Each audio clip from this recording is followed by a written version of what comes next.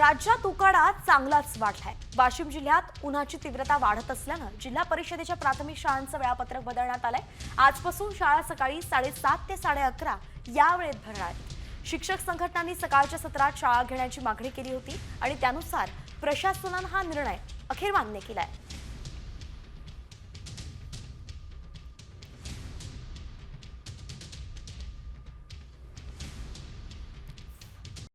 Comscore नुसार आता isakal.com आहे देशातील नंबर 1 ची मराठी न्यूज वेबसाईट। प्रत्येक अपडेटसाठी isakal.com ला नक्की भेट द्या।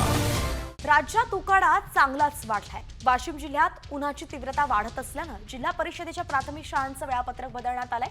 आजपासून शाळा सकाळी 7:30 ते 11:30 या वेळेत भरणार आहेत। शिक्षक संघटनांनी सकाळच्या सत्रात शाळा घेण्याची मागणी केली होती आणि त्यानुसार प्रशासनानं हा निर्णय अखेर मान्य केलाय।